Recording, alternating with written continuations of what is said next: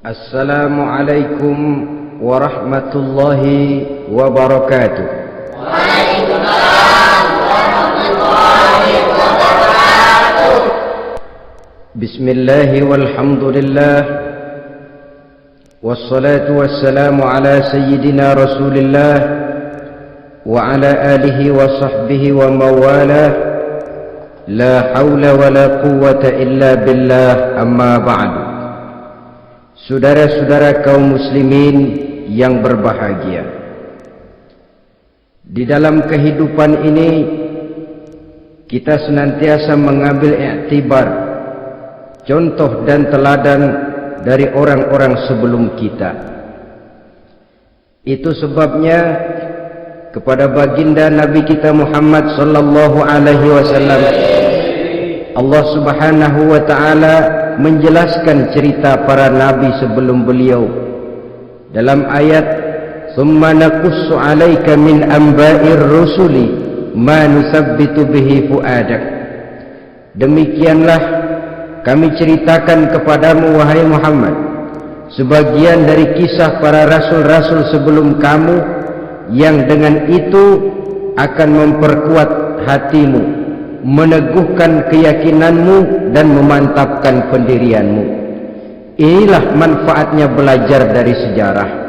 Jadi jangankan kita, baginda Nabi sendiri pun oleh Allah Subhanahu wa taala diceritakan sejarah para nabi sebelum beliau yang dimusuhi oleh umatnya, yang dicaci maki oleh kaumnya, yang terusir dari kampung halamannya, bahkan sampai ada yang terbunuh oleh umatnya. Itu seluruhnya merupakan iktibar manusabbitu bihi fu'adak, untuk memantapkan langkahmu, meneguhkan keyakinanmu dan menguatkan pendirianmu menghadapi perjuangan ini. Sehubungan dengan itu, pada pertemuan kali ini Al-Fakir ingin menyampaikan satu cuplikan kecil dari kehidupan seorang sahabat utama baginda Nabi, yaitu Sayyidina Umar ibn al-Khattab radhiyallahu anhu. Beliau adalah Umar bin Khattab bin Nufail bin Abdul Uzza dari suku Quraisy golongan Bani Adi. Perawakannya tinggi, kekar dan gagah, melambangkan sifatnya yang pemberani, tegas, dan tidak pernah kenal takut kepada siapapun. Sebelum mendapat hidayah, Umar bin Khattab termasuk orang yang berdiri di barisan orang-orang yang memusuhi umat Islam. Ia terperangkap dalam tradisi jahiliyah, di mana gemar berperang dan bermabuk-mabukan juga merupakan hal-hal yang pernah dilaksanakan dalam kehidupannya sebelum beliau masuk ke dalam agama Islam. Oleh karena itu, dalam kehidupan beragama, hidayah merupakan sesuatu yang penting. Bagaimanapun banyaknya dosa dan kesalahan yang telah dilakukan oleh seseorang, tidak seharusnya menyebabkan ia putus asa dari rahmah Allah. Sebaliknya, bagaimanapun banyak kebajikan dan kebaikan yang sudah dikerjakannya, tidak perlu membuat dia besar hati, puas, bangga, apalagi menjadi lalai karenanya. Sebab kita belum tahu akan bagaimana ujung perjalanan dari kehidupan kita ini. Saudara-saudara, kisahnya pun masuk Islam merupakan peristiwa yang menarik. Pada satu hari, dengan pedang terhunus, Umar bin Khattab menuju Darul Arqam tempat di mana baginda Nabi biasa berkumpul dengan para sahabat. Melihat mukanya yang beringas, matanya yang nanar, orang sudah menyangka dan mengerti ini tentu akan terjadi pembunuhan. Dalam perjalanan menuju Darul Arqam, Umar bertemu dengan Nu'aim bin Abdullah. Nu'aim bertanya, "Ya Umar, mau kemana ente?" "Mau membunuh itu, si murtad itu kan." "Si murtad yang mana?" "Yang mana lagi? Itu yang memecah belah kita, yang menghina berhala-berhala kita, yang menjelek-jelekkan nenek moyang dan keturunan kita. Siapa lagi kalau bukan Muhammad?" Kata Nu'aim, "Umar, enggak salah, tidak salah lagi." "Salah Umar." "Salah kenapa? Apa kamu enggak malu? Kamu mau pergi membunuh Muhammad, sementara adikmu sendiri Fatimah, dia sudah termasuk salah seorang pengikut Muhammad." Mendengar ini, muka yang memang tadinya sudah marah dan merah, tambah jadi kelabu. Bukan main mangkalnya Umar bin Khattab. Orang lain dia musuhi, orang lain dia kejar-kejar, ini malah adiknya sendiri menjadi pengikut dari baginda Nabi. Tidak jadi menuju Darul Arqam, dia berangkat ke rumah adiknya Fatimah. Adapun di rumah Fatimah sedang berkumpul Fatimah, suaminya Sa'id bin Zaid, dan seorang sahabat Habbab ibnul Arad. Mereka sedang membaca Quran. Waktu itu Quran belum lagi dijilid macam sekarang, jadi masih merupakan suhuf atau lembaran-lembaran tercecer saja. Ketuk pintu, ya tentu tidak assalamualaikum karena dia belum Islam. Tok tok tok. "Siapa di luar?" "Umar." Mendengar suaranya saja, ini sahabat yang namanya Habbab ibnul Arad sudah lari ke belakang pintu. Sambil qomat kamit baca doa mohon diselamatkan oleh Allah. Adapun Fatimah yang sedang memegang suhuf, lembaran tulisan Quran itu, menyembunyikan suhuf itu di belakang bajunya. Umar masuk. "Fatimah." "Saya bang." "Apa benar berita yang saya dengar?" "Berita apa itu bang?" "Bahwa kau sudah masuk Islam." "Bang, andai kata Muhammad memang benar, bagaimana?" "Sudahlah, jangan belit-belit, jawab saja, kau masuk Islam benar atau tidak?" "Ya." Saudara hadirin, begitu dikatakan iya, tangannya langsung melayang, menampar muka adiknya ini, sehingga mengalir darah dari hidungnya. Suaminya Sa'id bin Zaid yang mencoba melindungi istrinya, dipegang lehernya, dibanting, luki dadanya. Oh, ini jawara ini.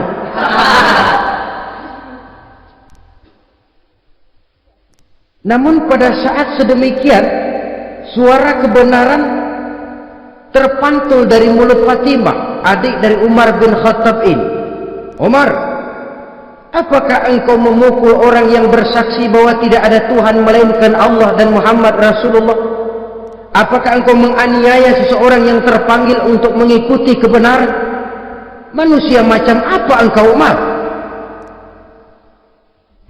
Saudara, memang dia orang keras, tapi hatinya mudah menerima kebenaran, sehingga mendengar kalimat adiknya ini tercenung dia sejenak, melongo, bengong kata anak sekarang. Ini kalau tidak karena keyakinan yang mantap, tidak mungkin orang ini, anak adik saya ini bicara macam begini. "Umar, mengapa engkau memukul orang yang bersaksi bahwa tidak ada Tuhan melainkan Allah dan Muhammad Rasulullah? Mengapa engkau pukul orang yang mengikuti kebenaran, menerima hidayah dari Allah?" Begitu yakin dan mantapnya, walaupun di tengah satu hal yang sangat menakutkan. Siapa yang tidak takut orang Quraisy berhadapan dengan Umar bin Khattab? yang dikenal sebagai singa padang pasir pada waktu itu. Malahan dia termasuk salah seorang jagoan di tradisi masyarakat jahiliyah. Itu ada satu pasar yang namanya pasar Ukaz. Tiap tahun di pasar itu diadakan pesta. Pertama pertandingan syair, jadi penyair waktu itu jadi kebanggaan. Syair-syair yang menang itu digantung di dinding Ka'bah. Jadi setiap suku akan bangga kalau mempunyai ahli syair yang hebat. Nah, lalu diadakan juga lah perlombaan balap kuda, memanah, termasuk gulat. Lah Umar ini tiap kali pertarungan mesti menang. Belum pernah ada yang berhasil mengalahkan dia. Jawara. Saudara-saudara, mendengar adiknya begitu mantap hatinya, apalagi ketika adiknya berkata begitu, suhuf, lembaran yang disembunyikan di belakang bajunya tersembul. Apa yang kau sembunyikan di balik bajumu itu? Suhuf. Apa suhuf itu? Lembaran Al-Quran. Coba saya lihat. Enggak boleh. Kenapa? Kamu kotor. Orang kotor tidak boleh megang Quran. Saya mau lihat. Enggak boleh. Kalau kamu mau lihat, mandi dulu. Diturutinya permintaan adiknya itu. Lalu diambilnya suhuf tadi. Dia baca. Kebetulan ayat yang dibacanya ayat pertama dari surah Toha yang berlanjut dengan ayat 14 pada surah yang sama. Dia baca, Bismillahirrahmanirrahim. Toha ma anzalna ilaikal qur'ana litashqa illa tazkiratan liman yakhsha. Toha, tidaklah aku turunkan Al-Quran ini untuk bikin sukar manusia, melainkan merupakan pengingat bagi orang-orang yang takut kepada Allah. Lalu pada ayat ke-14, Innani anallahu la ilaha illa ana fa'budni. Sesungguhnya akulah Allah, tidak ada Tuhan melainkan aku, maka hendaknya hanya kepadakulah kamu menyembah. Wa aqimis sholata li dzikri, dirikanlah salat untuk mengingat aku. Inna sa'ata atiyatun akadu ukhfiha litujza kullu nafsin ma tas'a. Sesungguhnya kiamat itu pasti akan datang, yang sengaja waktunya kami tidak beritahukan kepada kamu semua, untuk kami balas segala setiap orang tentang apa saja yang telah mereka lakukan dalam kehidupan di dunia ini. Setelah membaca ayat ini, gemetar tangannya. Ah, ini sih nggak main-main ini. Ini belum pernah saya baca ajaran semacam ini. Tidak patut orang yang mempunyai kitab suci semacam ini dimusuhi. Ini sesuatu yang benar, tergetar jiwanya. Hei, Fatimah, Muhammad di mana Muhammad? Saya tidak akan memberitahu kepada kamu. Di mana? Saya tidak akan memberitahu. Lebih baik kau bunuh saya kalau memang maksudmu mau mencelakakan Muhammad. Sama sekali saya tidak akan mencelakakan dia, Fatimah. Kasih tahu saja, di mana dia? Darul Arqam. Bergegas dia menuju Darul Arqam. Di dalam Nabi memang sedang kumpul dengan para sahabat, termasuk ada Sayyidina Hamzah yang juga terkenal jawara juga. Ketuk pintu. Ketuk pintu. Siapa di luar? Umar. Di dalam ini geger sebagian sahabat. Umar datang ini pasti bencana. Umar datang, wah, kalau istilah kampung, kerok dan urusan.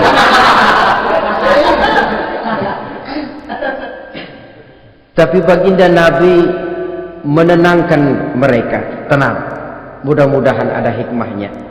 Sayyidina Hamzah tampil, bukakan dia pintu. Kalau niatnya baik, kita terima. Kalau niatnya tidak baik, saya paling depan. Dibukakan pintu. Begitu dibukakan pintu, Umar masuk merangkul baginda Nabi, kemudian dengan tersendat, Ashhadu an la ilaha illallah wa ashhadu annaka ya Muhammad Rasulullah. Saya bersaksi tidak ada Tuhan melainkan Allah, dan saya bersaksi bahwa engkau hai Muhammad adalah utusan Allah. Sahabat takbir semua, Allahu Akbar, Allahu Akbar. Kegembiraan meliputi suasana ketika itu. Kenapa? Karena sebelumnya dikala Umar belum masuk Islam, dia merupakan ganjalan yang paling dikhawatirkan oleh umat Islam. Setelah dia masuk Islam, jelas merupakan satu keuntungan yang sangat besar. Dan dia tertarik kepada Islam bukan karena bujuk rayu orang, tidak karena diberikan harta, tidak karena diiming-iming oleh kedudukan tinggi, tapi karena kebenaran. Hidayah menembus hatinya melalui wasilah ayat dalam surah Thaha yang dibacanya melalui suhuf yang dipegang oleh adiknya tadi. Sejak saat itu berubah 180 derajat Umar bin Khattab radhiyallahu anhu. Tetapi tetap dengan sifatnya keras, tegas, dan tidak pernah kenal takut kepada siapapun. Cuma kalau sebelum Islam dia kerasnya kepada Islam, setelah dia masuk Islam muter arah kepada siapapun yang memusuhi Islam, dia bersikap keras, tegas, dan tidak pernah kenal takut. Bahkan setelah beliau masuk Islam, satu hari ketika di Darul Arqam kumpul-kumpul, waktu itu Nabi belum berdakwah secara terbuka karena pengikut masih sedikit. Sayyidina Umar usul, ya Rasul, ada apa Umar? Alasna alal haq fi mamatina wa mahyana. Ya Rasul, bukankah kita ini berdiri di atas sesuatu yang benar? Bukankah mati kita, hidup kita untuk melaksanakan sesuatu yang benar? Bala ya Umar, betul Umar. Wallazi nafsi biyadih, innakum la'alal haq in muttum wa in hiyitum. Demi Allah Umar, kata Nabi, sesungguhnya kamu dan kita semua berdiri di atas kebenaran, hidup ataupun mati. Setelah mendapat jawaban begini, Umar masuk kepada tujuan pembicaraannya. Izan ya Rasul, fafimal ikhtifar. Kalau memang begitu ya Rasul, kalau memang kita yakin kita berdiri di atas kebenaran, kita hidup karena kebenaran, kita mati pun memperjuangkan kebenaran, fafimal ikhtifar. Kenapa mesti ngumpet-ngumpet? Kenapa harus sembunyi-sembunyi? Wallazi ba'asaka bil haqq, demi Allah ya Rasul, la takhrujanna wa la nakhrujanna ma'ak. Tuhan harus keluar menyampaikan Islam ini secara terbuka, dan kami akan mendampingi Tuhan dengan segenap jiwa dan raga. Sekali masuk Islam gak tanggung-tanggung. Yang kayak begini ini yang kita perlukan sekarang ini. Begitu masuk Islam nggak tanggung, seluruhnya jiwa dan raganya masuk Islam. Beliau yang pertama kali mengajukan ide, kenapa harus dakwah sembunyi ya Rasul? Wong kita berdiri di atas kebenaran, memperjuangkan sesuatu yang hak. Kalau kita mati, kita pun mati membela kebenaran. Kenapa mesti fafimal ikhtifa? Kenapa harus sembunyi-sembunyi? Mulai sekarang mari keluar ya Rasul, saya akan dampingi Tuhan, nyawa taruhannya. Saudara hadirin yang saya hormati, selalu dia tempat-tempat yang pernah dia melaksanakan maksiat sebelum dia Islam, selalu dia kunjungi sampai dia berkata, tidak ada tempat yang pernah saya melakukan kesalahan sebelum saya Islam yang harus saya tutupi dengan kebajikan setelah saya Islam sekarang ini. Bahkan ada satu riwayat menjelaskan beliau itu yang tinggi badannya, kekar perawakannya, gemetar orang ngadepin dia. Tapi beliau sendiri sangat mudah gemetar kalau sudah mendengar ayat-ayat Allah. Sehingga ada satu riwayat menjelaskan Sayyidina Umar itu setelah masuk Islam, kalau sholat kadang-kadang bila menoleh ke kanan beliau senyum, bila menoleh ke kiri beliau menangis berurai air mata. Ada orang bertanya, ya Umar, kenapa menengok ke kanan kau senyum, ke kiri kau menangis? Itulah kalau saya ingat jahilnya saya sebelum Islam. Adapun bila saya menoleh ke arah sebelah kanan saya tersenyum, teringat betapa dulu saya membuat berhala dari korma. Saya tumpuk-tumpuk, saya susun begitu.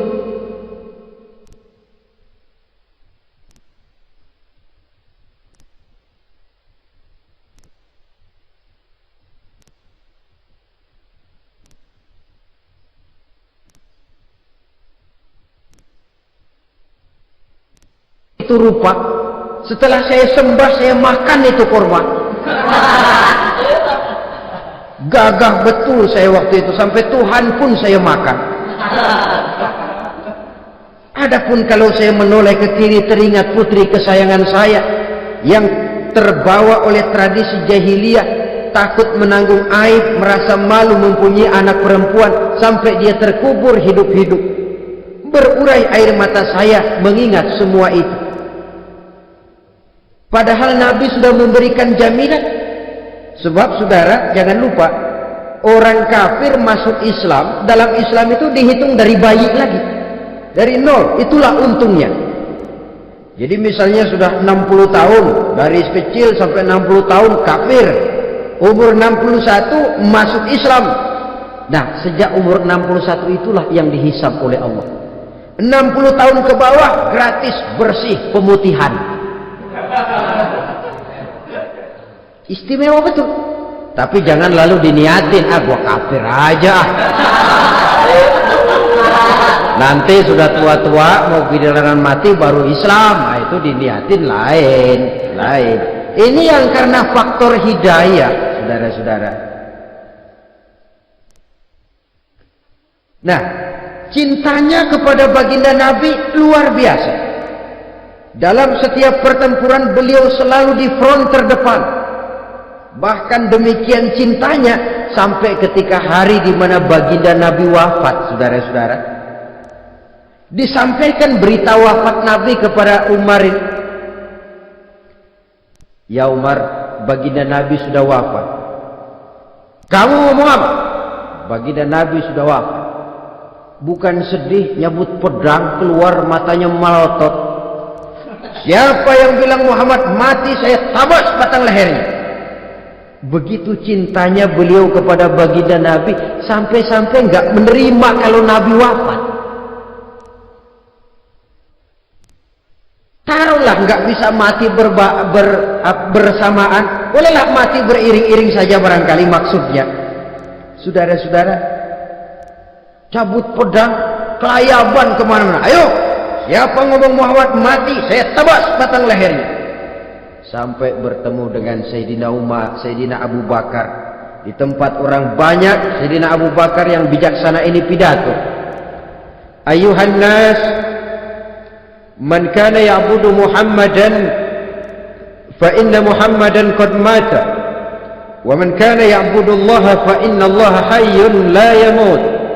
Wahai manusia, barang siapa yang menyembah Muhammad, maka Muhammad sudah mati. Tetapi barang siapa yang menyembah Allah, Allah akan hidup selamanya dan tidak akan pernah mati. Mendengar pidato ini, Sayyidina Umar sadar bahwa sebenarnya yang tidak bisa mati itu cuma Allah. Bagaimanapun agungnya baginda Nabi, besarnya baginda Nabi, tinggi akhlak budi pekertinya Nabi, cintanya beliau kepada Nabi, toh Nabi manusia dan manusia harus mati. Kemudian dibacakan surah Ali Imran ayat 144. Wa ma Muhammadun illa rasul qad khalat min qablihi rusul afa in mata aw qutila qalabtum ala aqabikum. Muhammad tidak lain daripada manusia, telah datang kepadanya rasul. Apakah jika ia mati engkau kembali menjadi murtad atau mundur ke belakang? Mendengar ayat ini dibacakan, Sayyidina Umar sadar, berurai air matanya, menangis dalam kesedihannya. Ini cintanya yang demikian tinggi kepada baginda Rasulullah sallallahu alaihi wasallam. Begitulah seluruh kesalahan yang dia lakukan pada saat sebelum dia masuk Islam, berusaha dia tutupi dan dia tebus dengan segala kebaikan, pengabdian, perbuatan soleh setelah dia masuk Islam. Sehingga diajarkan oleh baginda Nabi, ittaqillaha haitsu ma kunta wa atbi'is sayyi'atal hasanata tamhuha wa khaliqin nasa bi khuluqin hasanin. Bertakwalah kamu kepada Allah, kata Nabi, dimanapun saja kamu berada.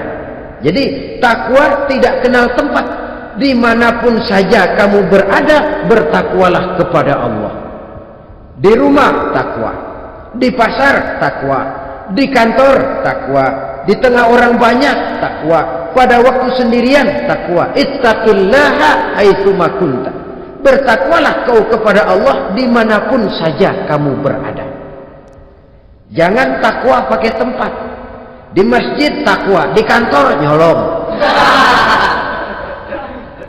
Itu tidak haitsuma kunta. Yang diajarkan oleh Nabi, dimanapun kamu berada, bertakwalah kepada Allah. Wa atbi'i sayyi'atal hasanah tamhuha. Dan iringi perbuatanmu yang salah dengan kebaikan. Jadi kalau satu saat terselip kita berbuat salah, cepat iringi dengan kebaikan. Tamhuha, dengan harapan kebaikan yang kita kerjakan akan menutupi dosa yang terselip kita lakukan. Ngomongin orang, astagfirullahaladzim, banyak istighfar. Istighfarnya mudah-mudahan bisa nutupin dosa karena ngomongin orang. Tapi jangan lalu tambah sulap. Ngomongin orang istighfar, terus ngomongin lagi istighfar lagi. Itu tentu tidak bisa dengan cara begitu. Barangkali terselip pernah mengambil harta orang tanpa alasan yang hak, imbangi dengan rajin sedekah misalnya. Barangkali pernah menyakiti hati orang, imbangi dengan perbuatan yang bisa menyenangkan hati orang lain. Itu namanya mengiringi perbuatan yang bersifat salah dengan kebajikan. Ini yang dilakukan oleh Sayyidina Umar. Setiap pelosok hampir dia datangi, tempat-tempat di mana dia pernah melakukan kesalahan sebelum Islam, di sana dia tegakkan kebajikan dan kebaikan. Kegagahannya, keperkasaannya, keberaniannya sepenuhnya bulat-bulat sudah diwakafkan untuk kepentingan Islam. Saudara hadirin yang saya hormati, diperlukan orang-orang yang punya keberanian macam Sayyidina Umar.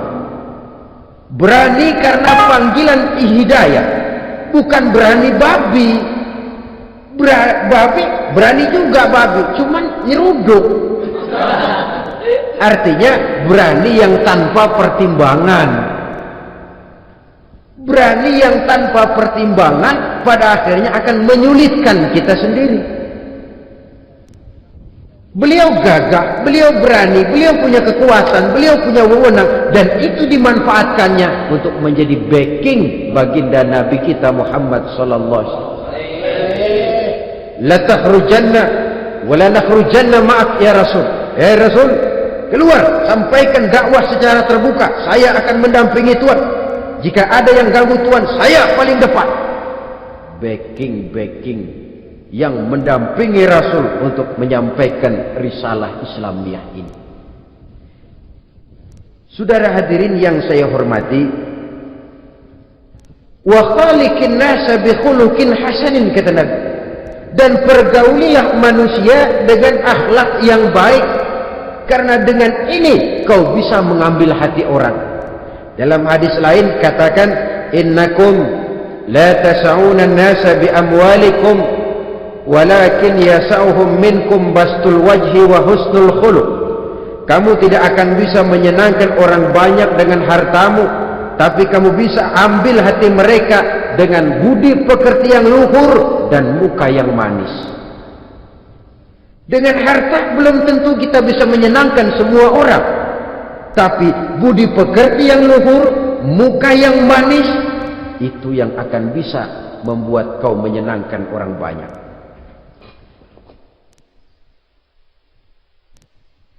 Setelah baginda Rasul wafat, pernah ketika berkumpul, Sayyidina Abu Bakar berkata kepada Sayyidina Umar, "Ya Umar, saya baiat kamu untuk menjadi khalifah." Jawab beliau, "Sayalah yang akan membaiat Tuan. Tapi Anda lebih utama dari saya Umar. Keutamaan saya akan saya berikan kepada Tuan untuk mendukung kekhalifahan Tuan." Di sini kelihatan wataknya yang tidak ambisius, gagah, berani, perkasa, tapi tahu diri, nggak nyelonong, tidak menggunakan kekuasaannya, kegagahannya untuk maksud yang sewenang-wenang. Oleh karena itu, setelah Sayyidina Abu Bakar wafat, beliau dilantik menjadi khalifah, keluarlah pidatonya yang terkenal. Ayuhan nas, inni qad wullitu alaikum walastu bi khairikum. Hai manusia, aku telah dipilih menjadi pemimpin kamu, padahal aku bukanlah orang yang terbaik di antara kamu.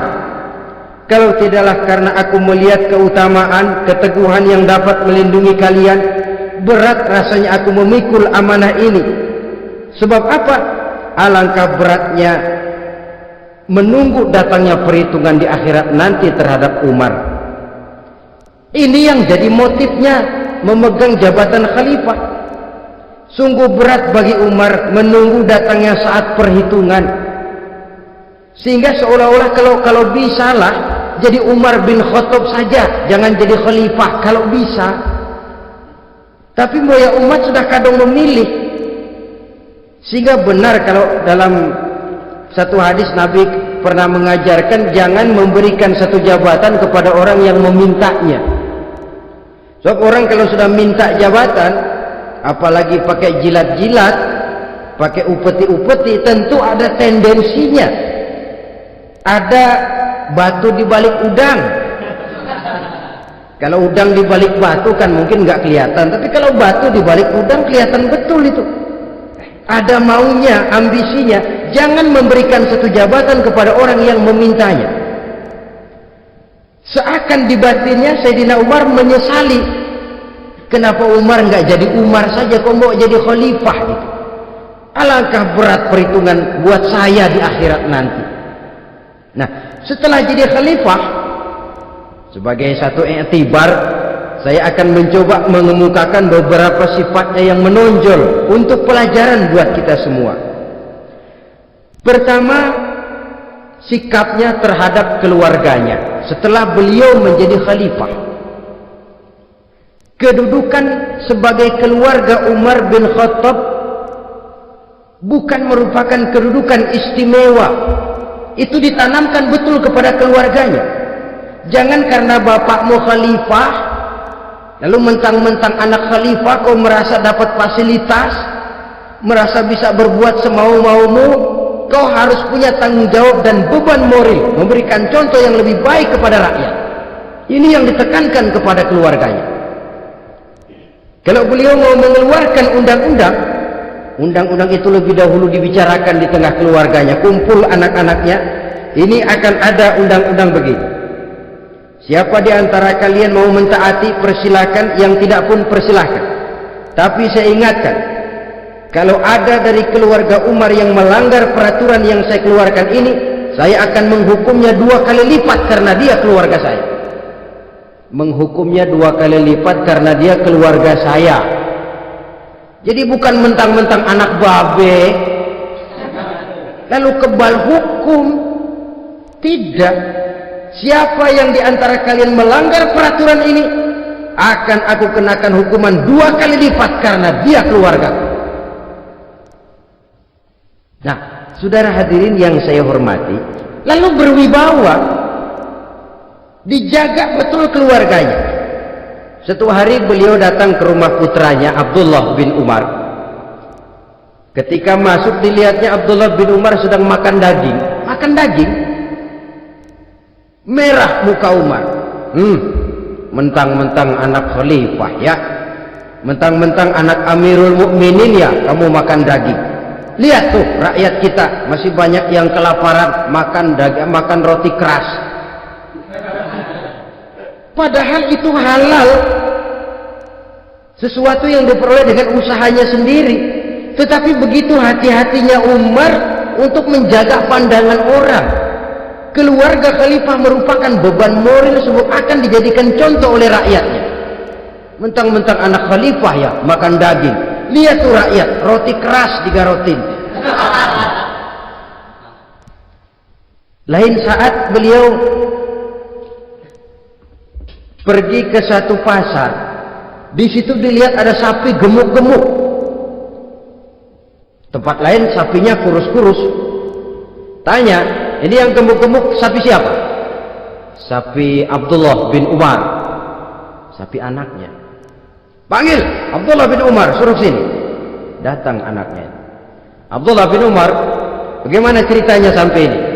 Begini Bapak, dahulu itu dengan uang saya beli sapi, kurus-kurus. Lalu saya rawat, saya berikan upah orang untuk merawat sapi-sapi itu, sampai sekarang dia menjadi gemuk. Akan saya jual dan keuntungannya tentu sesuatu yang halal.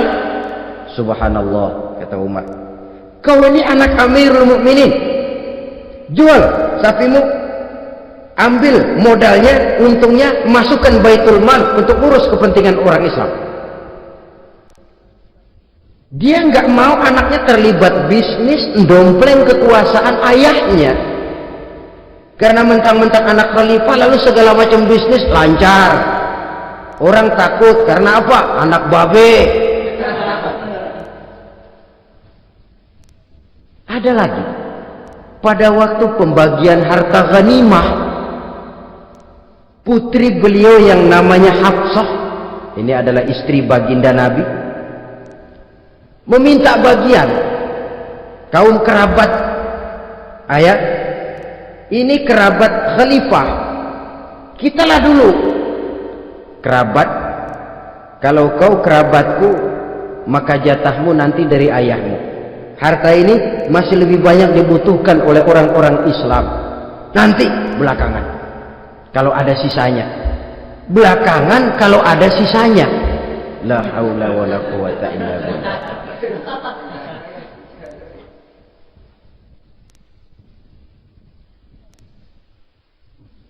Saudara hadirin, itu terhadap keluarganya. Kemudian apa sifat-sifat yang menonjol dari kepemimpinannya? Pertama, kesederhanaannya. Beliaulah satu-satunya khalifah, Amirul Mukminin, setingkat presiden kalau sekarang, yang punya jubah cuma 2 dan 1 pun punya anaknya. Tambelan lagi. Pernah sholat Jumat terlambat, beliau naik mimbar untuk khutbah, sebelumnya minta maaf dulu. Saudara-saudara, maaf saya terlambat nungguin baju kering. Seorang khalifah nungguin baju kering, sederhana dalam kehidupannya. Mari kita ambil satu cerita lagi. Pada waktu beliau jadi khalifah, yang diangkat jadi gubernur di Mesir adalah Amr bin As. Amr bin As hidupnya lebih mirip kaisar. Istananya besar, pakaiannya bagus-bagus. Nah, yang paling mengganggu pikiran Amr bin As, di sebelah istananya ini ada gubuk reot kepunyaan orang Yahudi lagi. Ini nggak pantas bener, masa di samping istana gubernur ada gubuk reot, orang Yahudi lagi yang punya. Ini mesti udah bikin saja rencana, panggil dinas tata kota, bikin planning. Di sini mau dibangun masjid, proyek negara. Bikin gambarnya, susun anggarannya, tender. Saudara-saudara, si Yahudi yang punya gubuk reot dipanggil. Yahudi, ada apa, Pak? Kamu tahu nggak? Enggak. Iya, memang belum saya kasih tahu.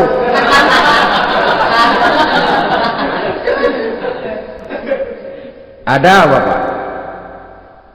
Itu kamu punya gubuk, tahu, kena proyek. Proyek apa, Pak? Kami mau bangun masjid besar di situ, dan tidak sesuai ada gubuk reot di samping tempat gubernur. Jadi maksud Bapak, gubukmu, tanah-tanahnya mau saya bebaskan, saya beli. Enggak mau, Pak, saya enggak mau jual. Saya bayar 2 kali lipat.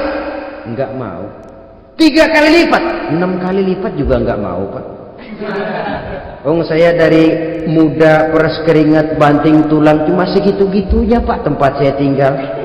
Gubuk reot sama tanahnya sedikit, makmur saya, Pak, cuma rumah sama sumur.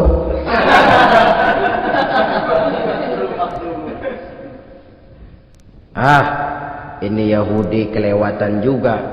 Akhirnya turun perintah, sudah, kalau dia nggak mau dibebaskan, gusur saja, tarik, ambil bulldozer. Digusur. Yahudi ini berurai air matanya. Aduh, begini jadi rakyat kecil, udah jatuh ketiban ember lagi. Tapi pikir-pikir Amr bin As kan bukan yang paling atas, dia kan cuma pejabat, masih ada atasannya lagi. Lapor lapor. Yahudi ini berangkat ke Madinah. Bayangkan dari Mesir ke Madinah, jalan. Di sepanjang jalan dia berpikir membanding-banding. Kalau gubernurnya saja istananya begitu mewah, apalagi khalifahnya. Kalau gubernurnya galak main gusur, apalagi khalifahnya. Dan saya bukan orang Islam, apa dia lemin ngadu? Apa dapat tanggapan? Berangkat dia sambil harap-harap cemas. Sampai di pintu kota Madinah, dia temui orang lagi tidur di bawah pohon korma. Selamat siang, Pak.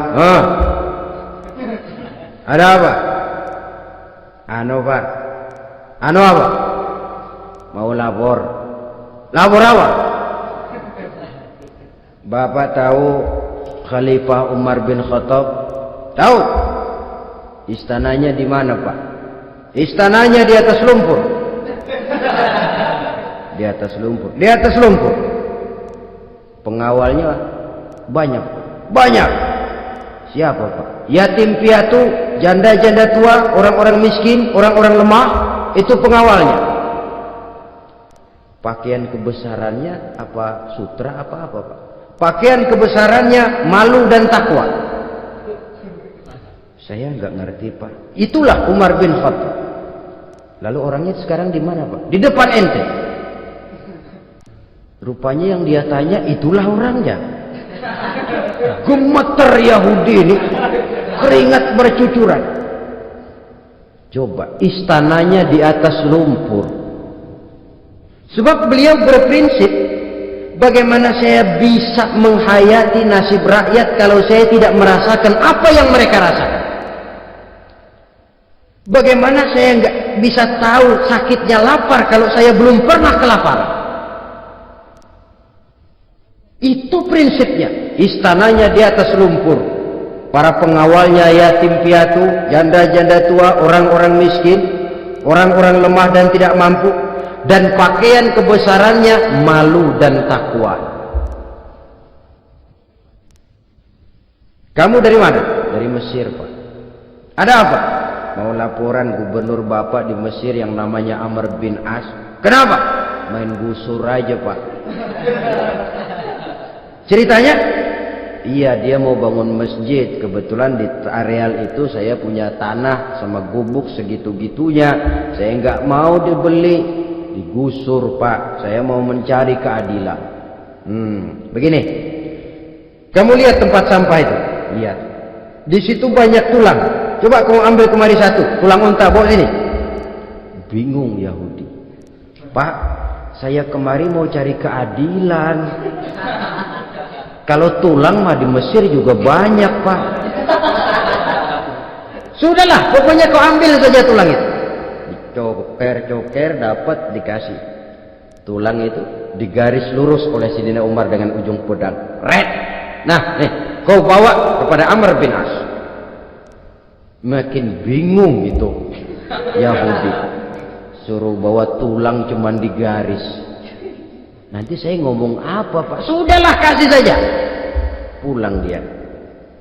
Sampai di Mesir, Tuan Gubernur, ada apa? Saya baru menghadap khalifah. Kemudian beliau sampaikan ini, dikasih tulang. Amr bin As melihat tulang ada goresan lurus dengan ujung pedang, gemetar, badannya keluar keringat dingin, panggil kepala proyek, proyek batal, masjid nggak jadi didiriin, itu gubuk Yahudi diriin lagi. Ini Yahudi makin bengong.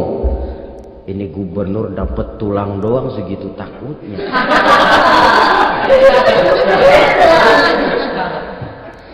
Ada apa sebenarnya Tuan Gubernur? Kamu tahu? Ini nasihat sangat pahit buat saya dari Amirul Mukminin Umar bin Khattab. Seolah-olah beliau bilang, "Hai Amr bin As, jangan mentang-mentang sedang berkuasa ya. Pada satu saat kau akan jadi tulang-tulang kayak begini. Maka mumpung kamu masih hidup dan berkuasa, berlaku lurus dan adillah kamu seperti lurusnya garis di atas tulang ini. Red. Lurus, adil, jangan bengkok. Sebab kalau kamu bengkok, nanti aku yang luruskan pakai pedangku." Siapa yang nggak ngeper begitu Sampai akhirnya apa? Kata si Yahudi, "Pak, kalau begitu Islam adil ya." Adil. Kalau gitu biarin dah Pak, tanah saya.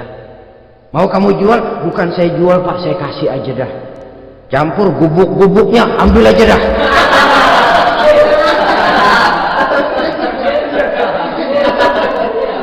Masuk Islam si Yahudi ini oleh karena keadilan dari Umar bin Khattab. Begitulah kesederhanaan hidupnya. Sampai saudara, yang ironi betul, pernah Utsman bin Affan, Ali bin Abi Thalib, Thalhah dan Zubair kumpul mendengar berita bahwa Sayyidina Umar ini punya hutang. Bayangkan, seorang khalifah untuk melangsungkan hidupnya sampai punya hutang, padahal Baitul Mal di bawah kekuasaannya. Berunding Utsman, Ali, Thalhah, Zubair.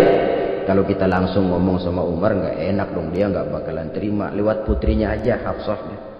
Baik, Hafsah ngomong sama Umar, "Abah, kenapa? Bagaimana kalau honor Abah ditambah, ditingkatkan supaya hutang bisa ketutup?" "Hafsah, saya Abah." "Siapa yang nyuruh kamu ngomong begitu?"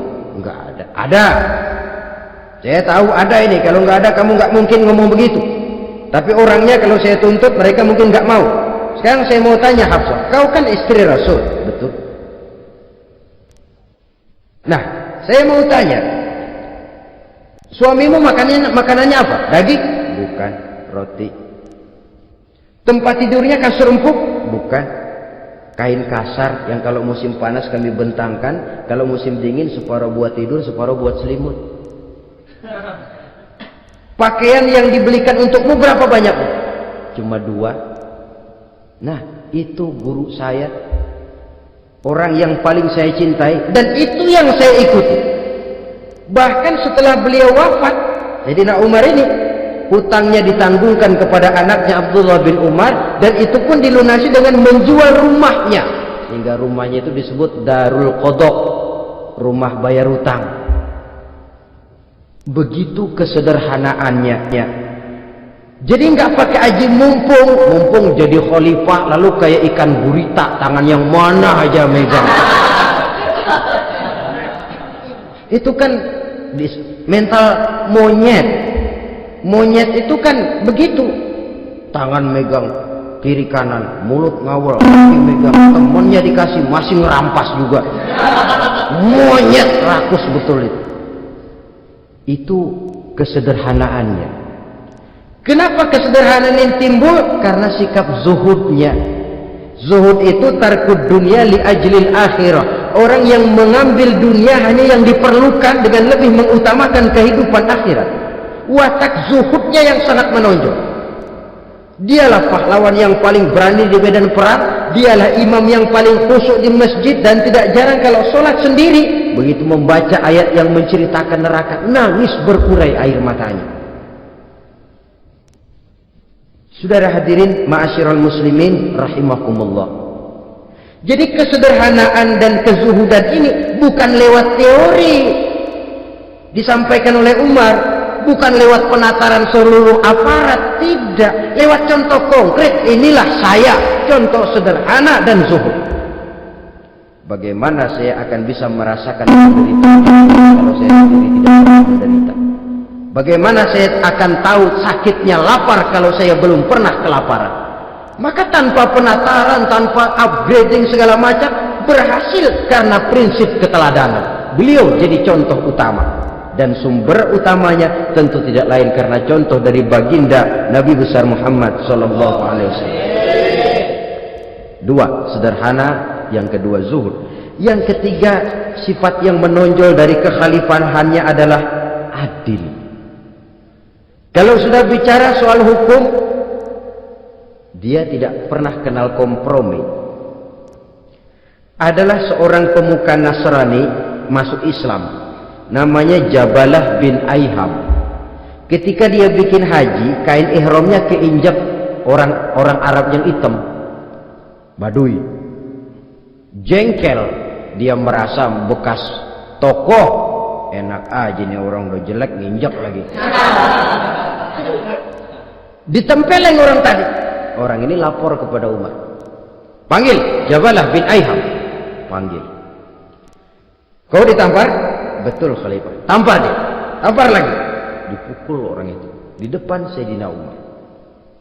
Jadi tidak karena kau ini bekas kepala suku, kau ini bekas orang terhormat, lalu ada kebijaksanaan yang tidak bijaksana, kebijaksanaan yang akhirnya jadi tidak bijaksana. Dan itu memang sudah dimulai dengan memblokir keluarganya. Tidak satu keluarganya pun yang boleh mempunyai perasaan bahwa menjadi keluarga khalifah merupakan fasilitas dan keuntungan. Kau jangan makan di atas punggungku, kau jangan menikmati fasilitas di atas keringatku.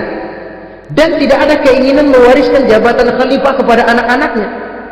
Pernah beliau musyawarah, saya bingung kenapa khalifah, gubernur Kufah ini sulit nyari orang. Diangkat yang lemah, rakyat ngeluh. Diangkat yang keras, rakyat juga ngeluh. Ada calon khalifah, kalau ini mah nggak salah lagi nih buat gubernur Kufah. Siapa? Abdullah bin Umar, anak beliau sendiri. Melotot matanya. Jangan macam-macam kau. Cukup satu orang Umar memegang jabatan itu. Kalau berhasil, kami keluarga Umar sudah merasakannya. Kalau gagal, cukup kegagalan seorang Umar. Tidak berusaha mengorbitkan anaknya, wah anak babeh diangkat jadi jadi tidak, malah diblokir, cari yang lain. Tapi Abdullah bin Umar cukup syarat ya khalifah, dia orang bertakwa dan soleh. Yang takwa dan soleh bukan cuma anak Umar, anak orang lain juga banyak yang takwa dan soleh. Itu prinsipnya. Sehingga ketegasannya ini membuat orang jadi sungkan. Dan tidak seorang pun berani kirim-kirim upeti hadiah. Oh, pernah itu ada pejabat dari Azerbaijan kirim makanan, kue, mending apa? Kue.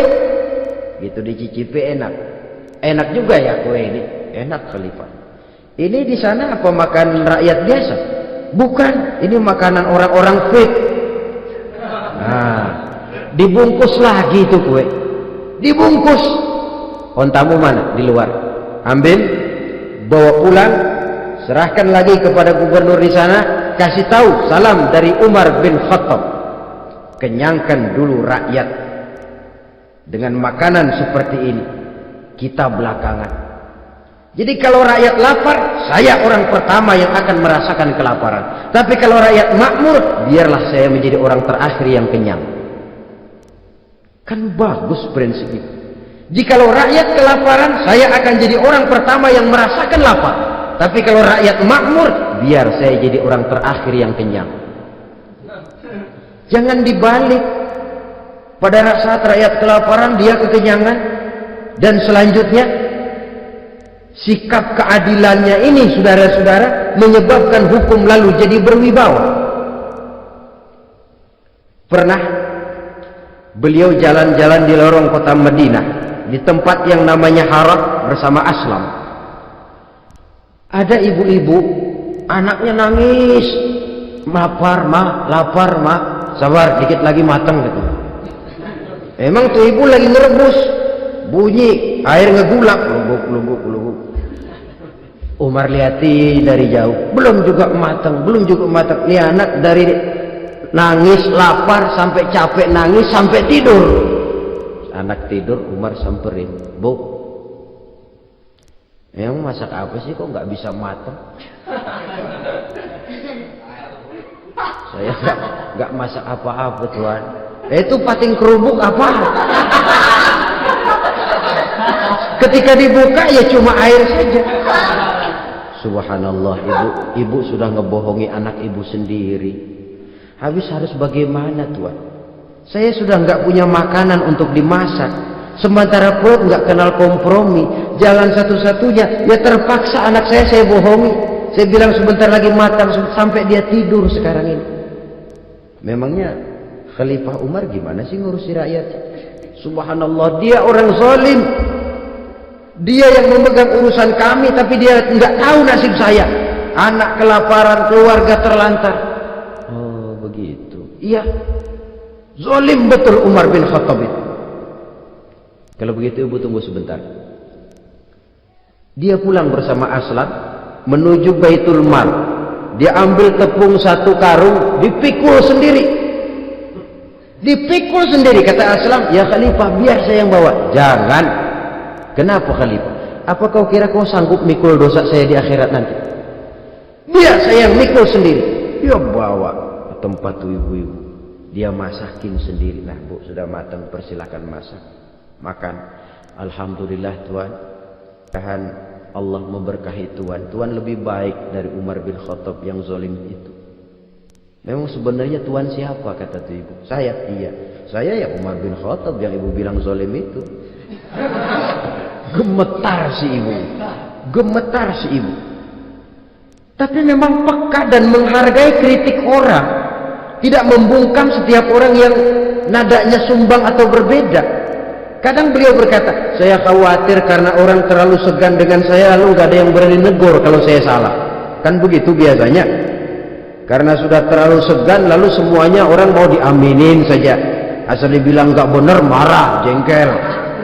Lalu disingkirin, maunya diiyain, inggih kula nuwun. Oke bos. Beliau bilang, saya khawatir kalau tidak ada orang yang mau menegur kesalahan saya jika saya terlanjur nanti. Tahu-tahu muncul orang, demi Allah saya akan menegur Tuan dengan pedang saya ini. Cerah mukanya, senyum bibirnya, alhamdulillah anak muda, saya memerlukan orang macam kau yang berani berkata ya terhadap yang benar dan tidak terhadap yang tidak benar, apa dan bagaimanapun resikonya. Di sini kelihatan sikap beliau menghadapi orang yang berbeda pendapat. Keadilan, keberanian dan ketegasan, cepat menerima kebenaran merupakan serentetan dari sifat-sifat utama beliau sejak masuk Islam sampai menjadi khalifah yang kedua. Bahkan dengan jasa beliau, Islam kemudian tersebar menembus dinding Jazirah Arabia, memasuki Bizantium dan Persia, sehingga beliau juga dikenal sebagai periode Al-Futuhat Al-Islamiyah. Nah saudara-saudara, inilah cuplikan kecil dari kehidupan seorang agung dan besar yang memang sangat terbatas kata-kata untuk melukiskan kebesaran itu. Namun yang secuplik ini mudah-mudahan menjadi sumbangan moral dalam rangka kita memperbaiki diri menuju kehidupan yang lebih baik. Terima kasih banyak atas segala perhatian. Mohon maaf atas segala kekurangan. Usikum wa nafsi bitaqwallah. Wassalamualaikum warahmatullahi wabarakatuh.